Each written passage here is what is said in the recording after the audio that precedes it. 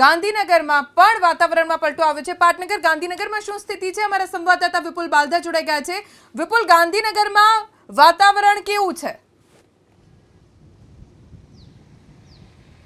બિલકુલ સમગ્ર દિવસ દરમિયાન ભારે ગરમી પડી હતી, ત્યારબાદ સાંજ થતાં જ વાતાવરણમાં અચાનક પલટો આવ્યો છે। આપને કેમેરામેન પ્રદીપભાઈને હું કહીશ કે તેઓ દ્રશ્યો બતાવે। અચાનક જ પવનનું જોર સાંજ થતાં જ વધ્યું હતું અને ધૂળની ડમરીઓ જે છે તે સમગ્ર શહેરમાં ઉડતી જોવા મળી હતી। ધૂળની ડમરીઓ સાથે ભારે પવન જે છે તે ગાંધીનગરમાં હાલ ફૂંકાઈ રહ્યો છે। અનેક જે ઝાડના પાંદડાઓ છે તે પણ ઉડતા જોવા મળ્યા હતા અને સમગ્ર વાતાવરણ જે છે તે હાલ ઠંડુ થઈ ગયું છે। જે પ્રકારે બપોરે ગરમીનો અહેસાસ લોકોને થઈ રહ્યો હતો, અકળાવે તેવી ગરમી જે લોકોને થઈ રહી હતી, તે ગરમીથી રાહત અત્યારે જે વાતાવરણમાં પલટો આવ્યો છે તેનાથી જોવા મળી રહી છે। વાતાવરણમાં ઠંડક ચોક્કસ પ્રસરી છે, વાતાવરણમાં પલટો આવ્યો છે। ભારે પવન સાથે હાલ ધૂળની ડમરીઓ જે છે તે ગાંધીનગરમાં ઉડતી જોવા મળી છે। જી,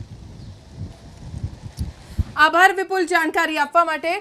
તો અમદાવાદ અને ગાંધીનગરમાં વાતાવરણમાં પલટો જોવા મળી રહ્યો છે। જો કે હવામાન વિભાગની આગાહી હતી કે ગુજરાતના કેટલાક વિસ્તારોમાં 2 દિવસ વાદળછાયું વાતાવરણ અને કમોસમી વરસાદ વરસી શકે છે, પણ અમદાવાદવાસીઓની જો વાત કરવામાં આવે તો અમદાવાદમાં ઓલરેડી 41 ડિગ્રી સુધી ગરમીનો માર લોકોએ સહન કર્યો છે।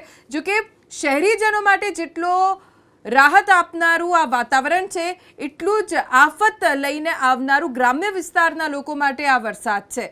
અમદાવાદ ગાંધીનગરમાં તેજ પવન ફૂંકાઈ રહ્યો છે અને પવનના કારણે ધૂળની ડમરી પણ ઉડી। ધૂળની ડમરી ઉડવાના કારણે વાહન ચાલકો રસ્તો જોઈ જ ન શક્યા। પરિણામે આવ્યું કે જુઓ, વાહન ચાલકોને પોતાનું વાહન રસ્તામાં સાઈડમાં ઊભું રાખવું પડ્યું અને પોતે પણ રસ્તા ઉપરથી ઉતરી ગયા, કેમ કે ધૂળ આંખમાં પણ જઈ રહી હતી। ધૂળિયા વાતાવરણના કારણે અમદાવાદમાં